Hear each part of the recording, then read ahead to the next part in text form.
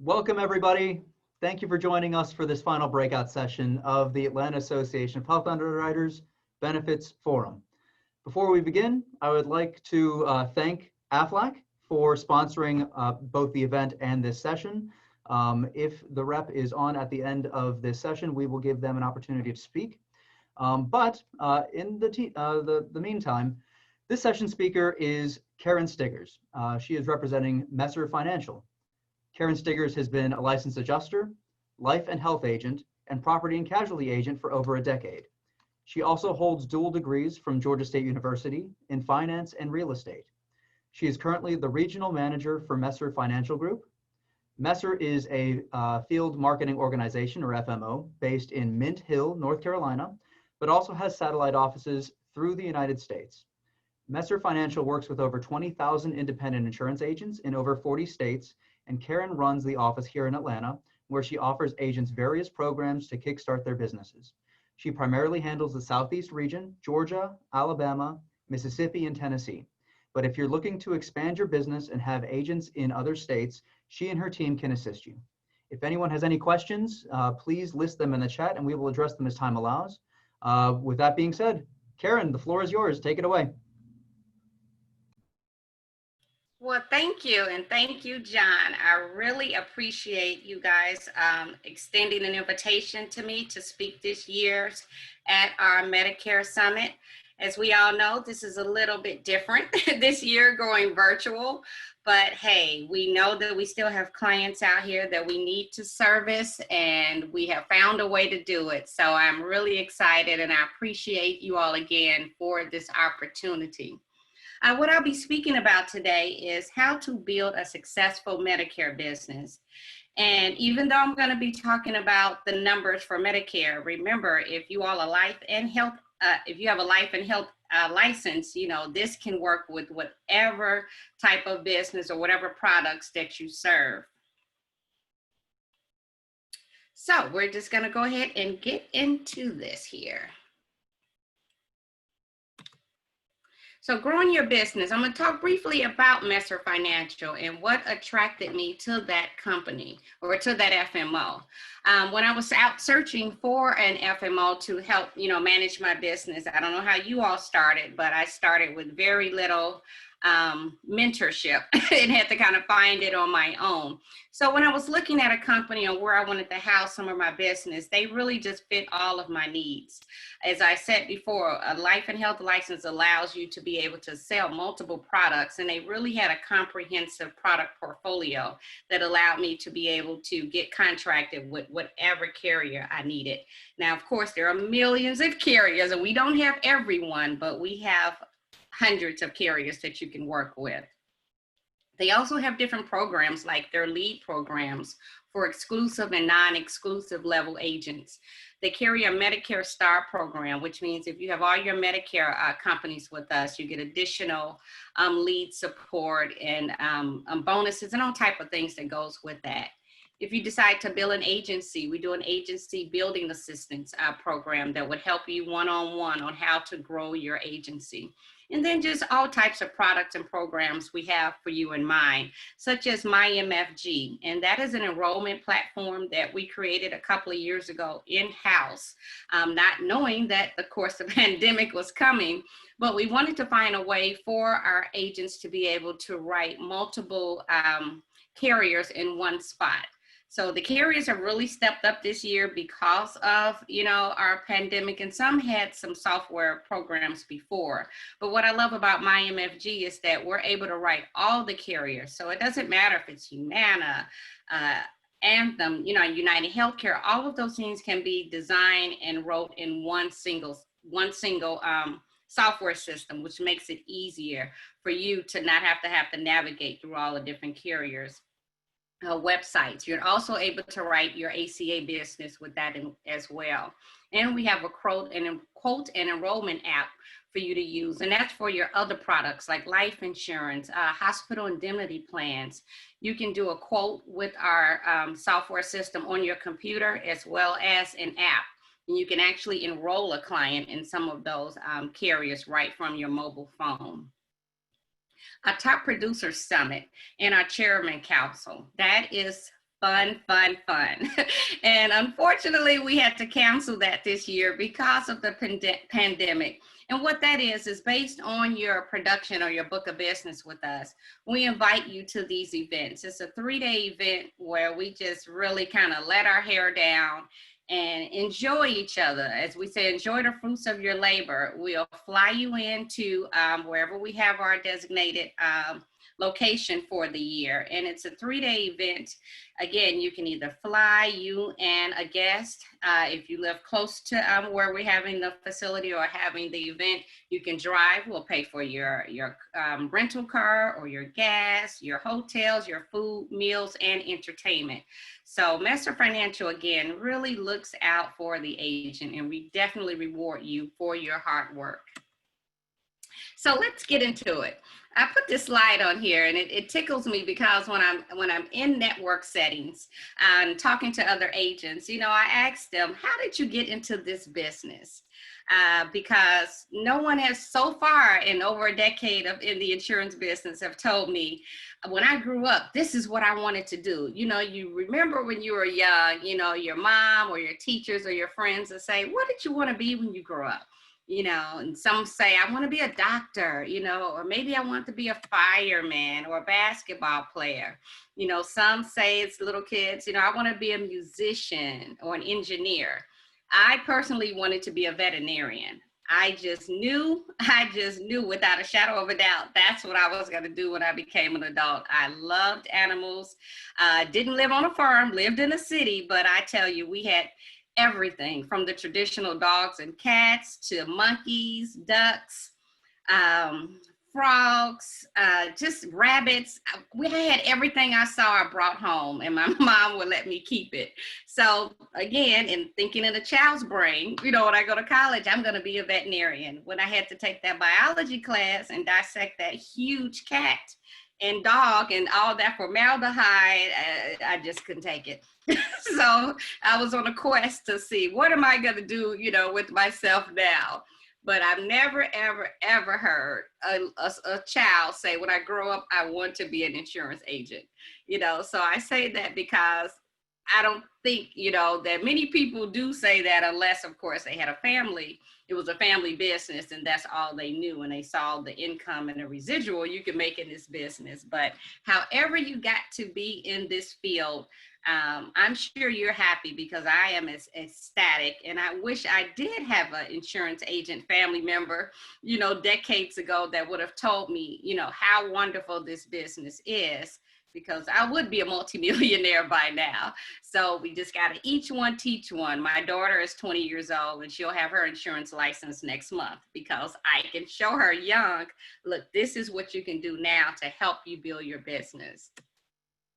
So I looked at what's the estimated salary of insurance agents. A little while back, I kind of Googled and to kind of see what some of the websites were talking about. So Glassdoor said the average income for an agent is $25,000 to $75,000.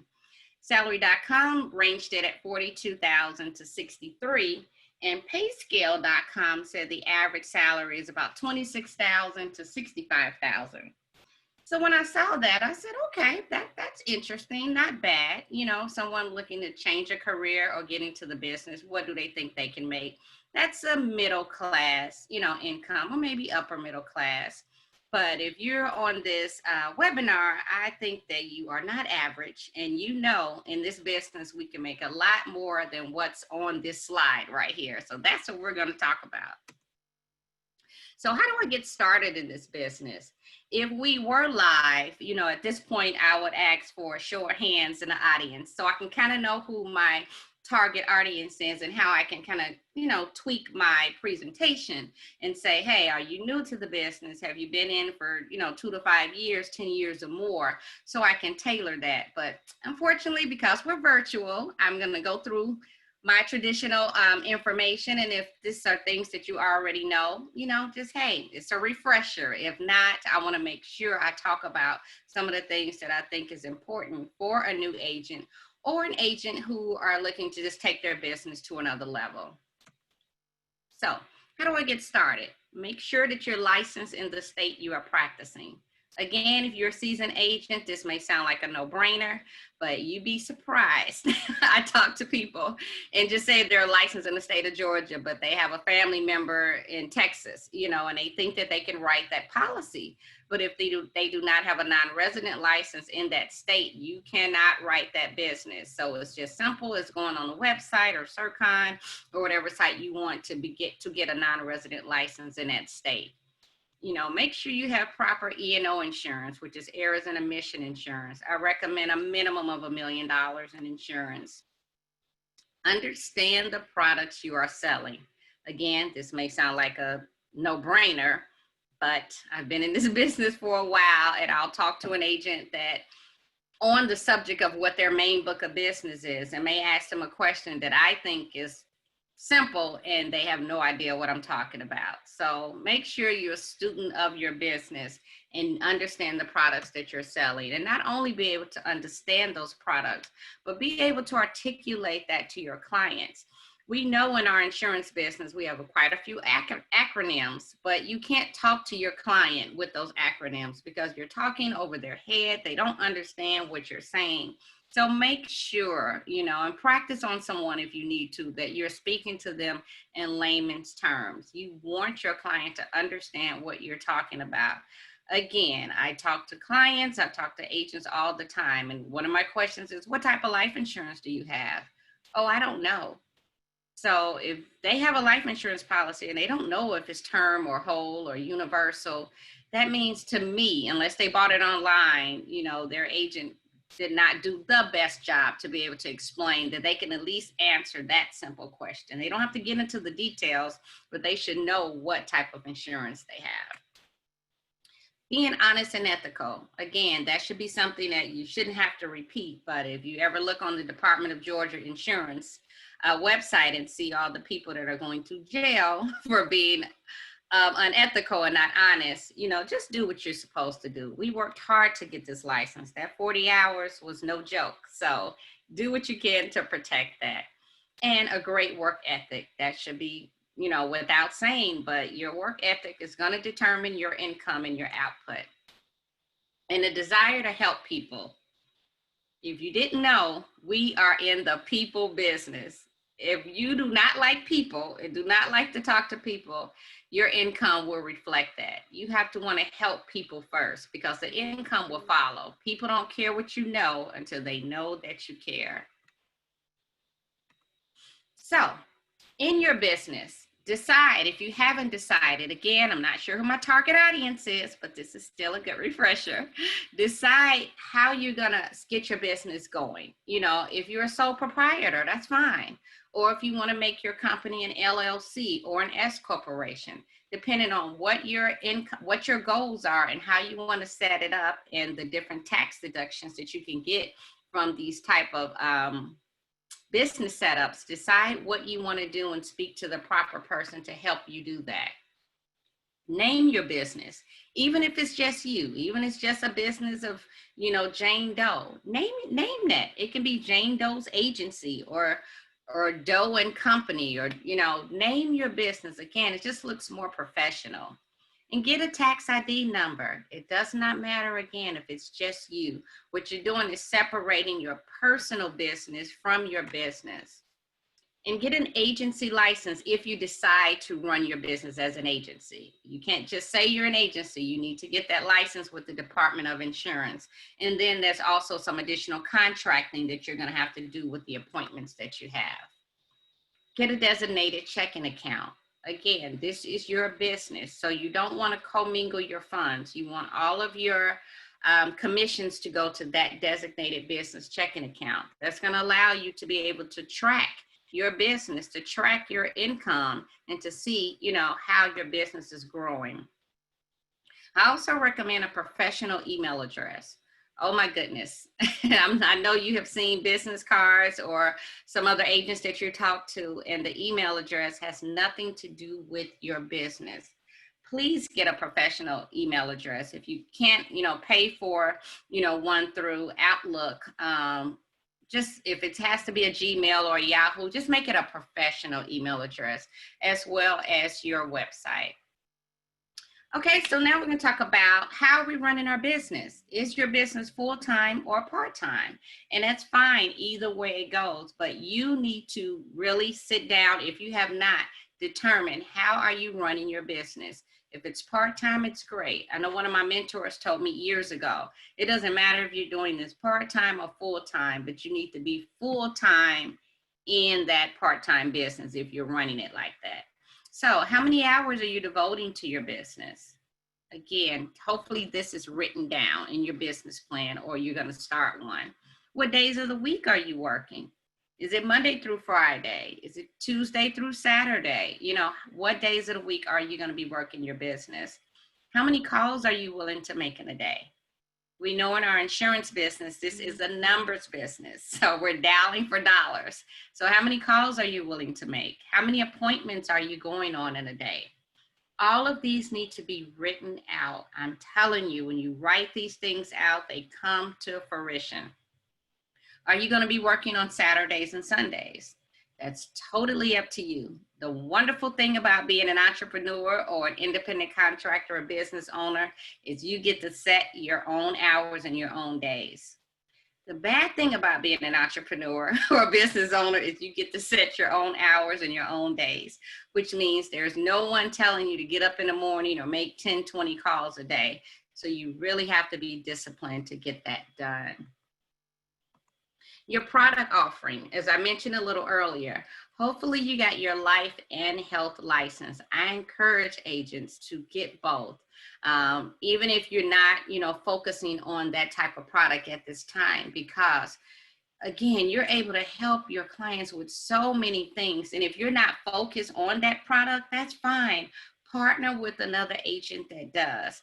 I have many agents that I talk to and train, and they say, no, I'm just a Medicare agent. This is all I do is Medicare, or all I do is health insurance, or under 65. That's great. But if you have your life and health license, you're missing a whole nother stream of income. Partner with another agent. Find out if that agent is a life agent, great. So what you would do is get contracted with the carriers that agent writes her life insurance with. You pass on your life clients to that agent, and any one of you know that if you write a life insurance policy, at the end when it gets to the commissions, it asks you, are you splitting that commission? Then what you would do is just simply enter your business partner's writing number on that policy. So you've gotten commission from that, as well as the person that, referred you to that business. So don't miss out on that additional money. So in your insurance, we have term, we have whole. I'm just going to pull these up real quick. I'm not going to get into detail, but if we, again, have some new agents on here, they're not sure what all they can do in their insurance repertoire, here it is. You have your term insurance, with sometimes you will hear it called mortgage protection or cross entity insurance. That's what I write when I'm writing business owners. Say if they're going into business together, two doctors are going in on a lease. They want to get cross entity term insurance on each other to be able to protect their business in case one of them pass away suddenly. That lease is taken care of for that duration of that term. So very important. Whole life insurance, we know that lasts your entire life, but you do not have to pay for it your whole entire life. It's, oh my goodness, it's 10 pay life, 20 pay life, 30 pay life, which means you can condense those payments. So when I'm talking to a client, my goal is not to have them to pay for insurance forever. When they retire, this bill should be gone as well. So these are the products that I offer a client. If they're older, we may be talking about, or what you may hear is final expense. And it just is simple whole life insurance, but it's usually coined final expense for 50 and over. Then we have the universal, the GULs, IULs, VULs. Again, I'm not going to go into that. I have a separate training when I train on life insurance, but just wanted you to know what you have to offer. Again, in that health insurance license, you have health insurance under 65. You can work with the individual market or the group market. You're over 65. You have Medicare Advantage, Medicare supplements, prescription drug plans, ancillary products. Oh my goodness. You have dental, vision, short-term medical, disability, critical illness, long-term care, hospital indemnity. I hope you all are seeing that whatever your main focus in your business is that there's so many other pieces of business that you can write. And if you've been in sales, you know, you've heard that if your client has at least 2 pieces of business with you, that 9 times out of 10, they're going to stay with you for the long haul. And also, even if you don't sell PNC or don't have a PNC license, just like I said, partner with a client that sells products that you don't sell. Also partner with a PNC agent as well. Because again, you want to give your client, you want to be that go-to person. When they think about insurance, they want to think about you. So you know, have a couple of PNC agents that you network with and say, hey, I'll send you business for this, you send me business for that. And you'll be surprised at what your annual income will be. So let's talk briefly, who's my target audience? Now, we see all the great stuff that we can sell, right? That our insurance license offers us. So have I drilled down my target audience? You know, so once you decide on what products you're going to focus on and you learn those products, then you must create that plan. How do you find your target audience? So are you looking at them by age, by occupation? You know, what's their family makeup, your geographical area? Again, that's your homework. You know, working that plan. Now you've gotten your target audience together. So what is your annual income? You know what products you want to sell. You studied them and you learned them. I know when I started, me and a couple of friends got our licenses at the same time. And what we would do is that we got contracted with different carriers and we met every Saturday for a couple of months and we taught each other those different companies. So, you know, we're brand new to the industry, no mentor, and that's the way we chose to do it. Hey, you learn, you know, Humana, you learn Transamerica, you learn whatever, and every Saturday for 2 hours, we would teach each other a different company and a different product. So network, guys, work with someone to be able to assist you because it is a lot of information. So what's your annual income goal? I always ask that because people say, hey, I want to make $100,000 a year, and that's fine. That's what we're going to work on that number. But let's break that down. Let's break that down to a quarterly income goal. There's a book called The 12-Week Year that I really, really like. And what it does is it does exactly that. It says, okay, you have an annual income goal, but let's break this down into quarterly because it's easier to reach that quarterly goal instead of that annual goal, because we know life gets in the way, things happen, and you might miss a quarter, but it keeps you focused on that quarterly goal. So what does that look like? Again, that's a rhetorical question for your business plan. What does that quarterly goal look like as far as how many people you're going to call, how many clients you want to get? You know, and are you going to be working on one product line or several? So that's part of what I talked about earlier. You know, how much time are you going to devote to each product line? And that was the example I gave, is that we'll come together and we'll study a certain product. How many carriers are you going to use for each product? Again, and you like me, you get agents, companies calling you all the time to introduce you to that new product, but you really don't need 10 life insurance carriers, you know, because they all pretty much have the same product. So you want to really kind of streamline and drill down, you know, on a few products or few product lines for that carrier. For that product. So for one, it can make things easier for you on your life. And for two, when things hopefully get back to normal one day, you know, carriers have awesome trips. So if you have 10 different life insurance companies that you're contracted with, it's going to be a pretty challenge for you to reach that goal on going to that trip, or Hawaii or Bermuda or whatever they're offering, because that's based on production and based on, you know, your sales. So find 2 or 3 products, carriers that you really like, and build your business around that. Again, it makes it easier for you to streamline, and it makes it easier for you to reach whatever goal. I tell agents, hey, if you're in the insurance business, you should not have to pay for any vacations. These carriers have awesome, awesome trips, and those should be your paid vacations every year working with those carriers. So As I said earlier, we're talking about a quarterly goal and an annual goal. So we're gonna make it simple with the annual goal of $100,000. Let's break that down to a quarterly goal. That's $25,000 a quarter, right? Let's break that down even more to how much is that per month? That's $8,333 a month. We're gonna break that down further to a week. So that's $2,083 a week. And if we work in a 5-day work week, that averages around $417 a day. Now I wanted to pause because you say, hey, I want to make $100,000 a year. That sounds maybe like a big goal, maybe a small goal. You can adjust this to however you want. But $100,000, if that sounds big to you, let's break it down to a day. That's $417 a day. To me, when it's broken down daily like that, that makes that goal very achievable. And you see, I put that at only 5 days a week. What if you work 6 days a week? Then that makes that dollar amount even less. $417 a day. If you're in the MA space, we know what? That's more than $417.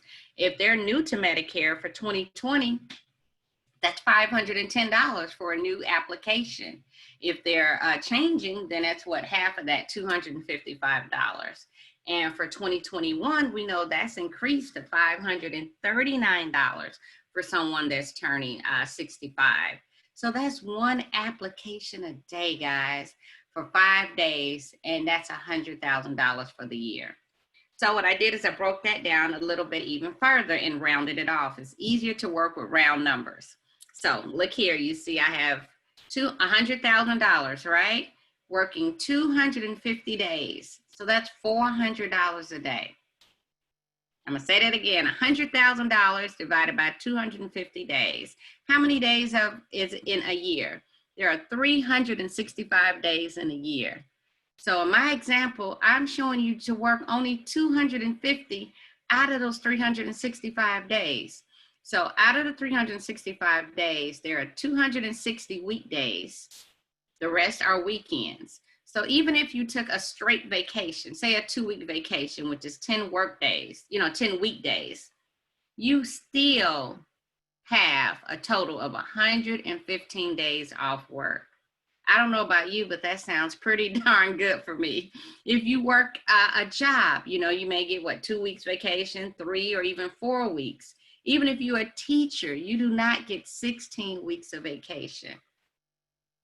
Being an entrepreneur, being self-employed, working 250 days a year, 4 months of vacation will still net you $100,000, gross $100,000 for the year. So let's talk about your why. Now we looked at some numbers and we're going to break down that even further into some numbers. But what is your why, guys? And it has to be more than money. Even though we know that makes the world go round, that pays your bills and your car note, your why to be able to get up in the morning, to work those 5 days a week or 6 days a week. What is it? What is your why? What's on your vision board? Did you create one last year for the beginning of 2020? And if you did, I promise you, the world being shut down was not on your vision board. So take a look at it and see what was on your vision board. What were you able to accomplish this year and not be able to accomplish? I know our trip was, we were going to spend 2 weeks in London, in England, in Paris, and oh my goodness, we just had everything all mapped out. But coronavirus said, that's not going to happen. So we have to dust off some of the things on the 2020 vision board and put it on the 2021. So again, is your why a new car, a new house, take care of your kids' college tuition? Is it those dream or exotic vacations, or is it charity? Whatever your why is, again, have that written down in your journal, in your business plan, because those are the things that's going to get you up to make that one extra phone call, to do that one extra needs analysis, to reach your goals. In doing that, how do I plan my week? What do I break down for education time? And education time is learning, that company's products. What's my call time? How much time am I spending per day setting those new appointments? What about my follow-up time? in the field time, and my break time. All of those things need to be added in your daily, weekly, monthly schedule to keep you on track. And I am preaching to myself every time I say this because I get off track like everyone else, but do your best to set those times and set them in your calendar. And that way that'll kind of keep you going and keep you on track. Get an accountability partner. That's always great as well to help you stay on track. Email time. Again, oh my goodness. Email was the greatest thing we thought, 15 years ago, but it can be so time consuming. But again, we need to schedule all of those times in our daily activities. Now, we've talked about the different products we can sell, right? We set our schedule. This is the time that we're going to make phone calls. This is the time we're going to set appointments. So where do we get these clients from? If we're new, then of course we got to figure that out. How do we get our clients? If we're not new, just drill down more on the clients that we have. So where do we find these customers? It's going to be a little different this year, we know, because we're not out in public, like we normally are. So we have lead systems. You got your cold leads, which is our, your lead drop postcards, or you can send out mailers to people. You also can do emails, but if you do an email to a client, you must have that opt-out feature that they can opt out of not receiving any more emails from you. Several social media platforms. Your LinkedIn, your Facebook, Instagram, all of these type of platforms, YouTube, that you can use to find you some customers. So those are mainly your cold leads. Your warm leads, who are those? Those are people that you already know. Again, if you've been in sales, I've been in sales, I've been a business owner my entire adult life. We had to create that list of 100 or that list of 200. And now that's pretty easy, if you have a type of social media platform. Look in your cell phone. I know you have over 200 people, that's in there. So that's your warm contacts. Once you've created that list or Excel spreadsheet or however you keep that information, break it down by their age, by their occupation, by their income, if they have a family. And I say that because, again, I showed you a plethora of products that you can offer these people. So if you have that already broken down, then it kind of gives you a easier leeway I can talk to this client about disability insurance. I know that they're a painter or something that, have them that maybe if they're out, that they really need to get their income replaced. Your referrals. If you already have a book of business, talk to your referrals. I'm not that good at that as well as, hey, just want to check up on you this year. Usually what we were taught, birds of a feather. So whatever age you are, it's usually you have 5 or 10 friends or associates that's around your same age. So if you have someone that's aging in, turning 65, then 9 times out of 10, they have about 4 or 5 people that they know that are turning 65 as well. So ask for those referrals. You have GroupMe, all these other different tools that you can use to be able to talk to people that you may know. Use the old faithful, the memory joggers, what they tell you, hey, who's your dry cleaner? Who's your banker, your landscaper? Look at all of those things to be able to help you build that clientele. These are some things as well. Again, this is pre-COVID. I used to set up seminars, do a Medicare 101. Maybe you want to name one, the truth about life insurance, just some type of event to bring people out to listen to you. Now that may need to be transferred to Zoom, but hey, it can still be done. Different workshops, I named some. Am I prepared for retirement? When should I start drawing Social Security? Again, I'm just giving you all some ideas on how to increase your customer base. Some of these, we cannot do right now because of COVID. A senior breakfast. This is something that we do every year in my subdivision. I send out something to all the seniors in the neighborhood and we sponsor a senior breakfast. Why? Because we respect, and love our seniors. And for 2, I'm drumming up Medicare business, right? And a few other ones, retail stores, our Walmarts, Food Depots, Family Dollars. Again, That's still going to go on for some of the stores I know. I think the Walmart program is still in effect this year. If you have that booth to set up for your Medicare or ACA events, birthday parties, welcome gifts. These are some of the things that I know a lot of agents were doing at the senior centers. Again, you may not be able to do it this year, but I mean, hopefully we won't be like this forever. You know, some of the senior centers have pool tables in their recreation facilities, so you can sponsor different pool tournaments, food banks. Those are really good. Doctors, dentists, and pharmacies. There are all additional resources for you. So make sure you increase that that contact of the people that, you know, that's around you. You have a lot of people around you that can really help you grow your business. Okay, so let's talk about some numbers.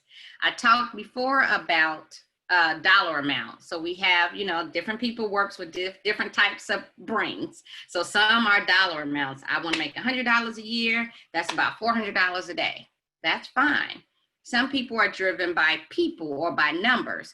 Hey, I want to do 200. I want to, you know, help change 200 lives this year. I want to work with 200 people. So I'm going to show this by people. I like numbers. That's great. But I believe you have a greater impact, as me personally, by having the people count, the number count, and the money will absolutely follow. So I'm going to talk about apps, or which is talking about people. So instead of saying I want to make $100 a year, I say I want to help 200 people a year. So I want to get 200 apps per year. And how I got that dollar amount, $380, is what I took as a new person turning 65 for 2020. Again, we know this is going to go up for next year. So that makes these numbers going to be even better. So I did a new app. So that's $10 for a new person turning 65 and one that's changing at 255. So what I did was added those two together, divided by 2. That's how I got the 380. You know, we always hear at the seminars that we got 10,000 people turning 65 every day. And I know in the back of all the agents' mind is, can you send me that list of those 10,000 people that are turning 65 every day? So out of that 10,000, if we can just get 200 of those, you know, so say year one, your goal is 200 apps. Average of new people along with people changing their plan, that is going to net you or gross you $76,000. Okay. We know we have a big jump for AEP. So get as many as you can, but you can work all year round. If your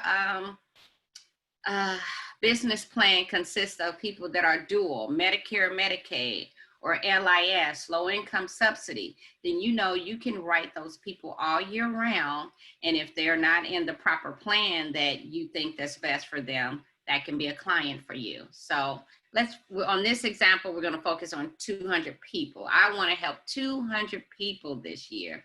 And right now, these numbers are just dealing with Medicare only. And you know, we talked about what else. Once I've gotten this client, hey, they might need a hospital plan. Anytime I'm selling a Medicare Advantage plan, I'm always partnering that with a hospital plan. Again, that's for a different training, but I wanted to throw that out there. So 200 apps per year, right? That's $380. So, okay, we didn't reach that $100,000 goal, $76,000. Next year, we're not increasing our numbers. We're not saying next year I want 300 clients. I'm gonna stick with my 200 clients for this example, okay? So 200 at 380. Again, we know that number's gonna go up because we get a raise through Medicare, but we're gonna keep it simple. 76,000 again, right? But what happens in year 2? Of those 200 apps, we get what's called residual. That is, I'm sure, 99% reason why we've gotten into this insurance business is residual. So I did my goal. I got my 200 apps for a year 2, got my $76,000. Now I get residual on the people that I wrote year 1. So out of that 200 people, let's say with 150 were renewals. Everyone is not gonna be a renewal for you next year. That would be great if it was, but it's not going to happen. Unfortunately, some people change plans. Some of our clients, unfortunately, pass away. Some of our clients move out of state. Whatever the case is, you know, I want to use realistic numbers. So out of those 200 clients, 150 are your renewals. $21 a month for that renewal client for 12 months. That's an additional $37,000, right? So we didn't make our $100,000 year one, but we did year two. We did the same thing we did last year. We did our 200 applications, plus we got $37,800 in renewals. Year two, we made $113,800. Year three, guess what? We're gonna do the exact same thing. Our 200, we're not doing any more, we're not doing any less. We got our $76,000, but now look at year three. We have renewals from year one and year two, right? Again, I shaved 100 applications off. So instead of 400 people coming over for year three, it's 300 people. I like to use realistic numbers. So we've made our 76,000 that we do every year. Now we have almost 76,000 in renewals, guys. This is where that compounding gets real pretty. So year three, we have what? 151,600. So now we're not saying I want to make $100,000 a year, because I believe in whatever you put out, the universe brings. I don't want to make $100,000 a year. I want to help 200 people a year. So my income is going to exceed that $100,000 for the year. Year four, I know you guys get the point, 200 apps. Now look at our renewals. Now we have 450 clients that are being renewed. That's $113,400 in residual income. Now our income for year four is $189,400. And year five, I stopped at year five because it's a 5-year plan. Again, we did no more, no less, 200 apps. Now, instead of 2, 4, 6, 800 in renewals, I took 200 off of that. That's 600 in renewals. So we've made our 76,000. We have $151,200 in renewals, guys and gals. Now our income is double than that $100,000. We've made over $250,000 in 5 years. And I'm going to sit that there for a second and let you think about that. We helped 200 people, and this is just with Medicare. Again, we have not written one life insurance policy yet, one hospital plan. We've had clients that are aging in, turning 65, so they're retiring. Maybe they want to put a portion of their retirement into an annuity. So you're going to help them roll over to say $100,000 in an annuity. Hey, I don't write annuities. Okay, well, I'm going to refer that to that other agent that I'm working with, that I'm co-oping with, and I'll still get a piece of that commission. So I rolled over $100,000 annuity, just say that was 3.5 or 4% commission. That's another check, guys, that you're getting, another $4,000 that you're getting on top of that $250,000. So this is what I wanted you to see. Now we've made the money. How do we keep our clients? I run into so many seniors that say, yeah, I have a Medicare plan. And my question is, how did you get it? Some guy came over, and he wrote me about 4 years ago, never seen him, never heard of him. We have to retain our clients because those numbers aren't going to work if they leave because they didn't hear from you, not because they passed away or relocated. So are we doing our check-ins? If they're a new client, which means they're new to Medicare, you just wrote them, or even if not, if they're a new client to you, do those 30 and 60, 90-day touch points. That just means picking up the phone, touching base with them, connecting with the client, not that you sold them and you're one and done. New clients. All of my new clients, sorry guys, my nose is itchy. I mailed them a thank you card. If they're your existing clients, whatever you do for them is fine. But I always mail my new clients a thank you card. I called them for their birthdays. Now I'm gonna tell the truth. I've been a little slacking a little bit lately. Got to get back again on my own day-to-day, but I recommend calling for their birthday instead of sending them a card. For Christmas, I always send Christmas cards and calendars, but there's nothing so special to me about a call. I know we're in a digital world, and I get texts from my nieces and nephews every year, happy birthday.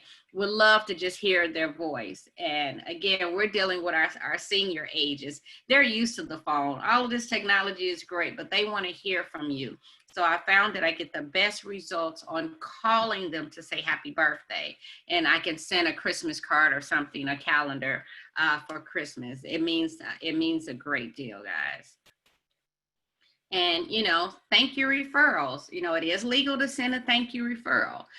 So if your clients are sending you someone, send them a, $10 Target card or Starbucks or something like that. That goes a long way. Client event party. That's something that we can't do right now, of course, because of COVID. And depending on your clientele or your budget, there's nothing like having an event party to say, thank you. So with that, guys, I am just about done. I want to say, if you start each day, saying to yourself, how many people can I help today? And it's okay if you're numbers and say, hey, I want to make $100,000. But to me, we are in the people business. So if you start each day saying, how many people can I help today? I am confident that you will reach your goals. And there is no limit to the success that you will have in this business. I want to thank you. Thank you for taking the time to listen to me today. Again, my name is Karen Stiggers. My contact phone number is listed there. My email address, our website is messerfinancial.com. And I appreciate you taking the time to listen to my webinar today. Thank you so much, Karen. We all are kind of just floating around in this industry. I like to think I know what I'm doing, but Lord knows there's a lot of stuff that pops up on a daily basis that I have no clue, and I've been doing this for over 11 years. So I think we're all in the same boat when it comes to all nuances with different product lines. So thank you so much again for speaking with us today. And thank you, everybody, for joining us. Thank you, Aflac, for being one of our sponsors. I am so happy we were finally able to put this production together for you. The convention took a lot of time, a lot of energy, and a Herculean effort from numerous board members, and especially our administrators, as Don Chimay mentioned earlier this morning. It is difficult to express the amount of gratitude I have for such a patient and resilient board this year, and would welcome anyone else in the audience who wants to learn more about joining our efforts with this association. On behalf of AHU, I want to extend my appreciation to all of the attendees for bearing with us as we adjusted our approach this year and had to shift our focus towards this event over the summer to make sure it was worth your valuable time. We have a short break up next. We would like you to use that time spending or chatting with our sponsors in the virtual trade show. And then the Georgia Association of Health Underwriters kicks their half of the convention off at 1 o'clock. Our fearless leader, Dane Reinhardt, president of the National Association, is opening the Medicare Summit. And it should be a great transition into the whole Medicare world of this industry. Thank you again for joining us, and I hope you have a great rest of your conference. Don, do we have any questions in the chat? I don't see anything popping up. If anyone has something else that they would like to list, by all means, we have more than enough time to float. And if anyone's got something, I'll certainly speak it out. Awesome, awesome. I appreciate it. This was a interesting and fun event. I know we had to postpone it a few times, but hey, we're all living in this new normal. So pretty convenient as well. We know Atlanta traffic can be something, even though I love going to the Galleria. Yeah, I don't know about you guys, but commuting nowadays, it's not that bad. Atlanta might be Yeah, I'm saying if it was the way it was pre-COVID, it would have been a mess. Yeah, now we're get up to Cobb County at 7:30 in the morning was never fun. Absolutely, but thank you as well. All right, so I think that might be about it. So Karen, thank you again for your time. And I know you're getting started pretty soon in the next hour or so over at the Gahu side. Right. Okay, thank you all, and hopefully see you next year. Yep. See you, everybody. Okay, bye-bye.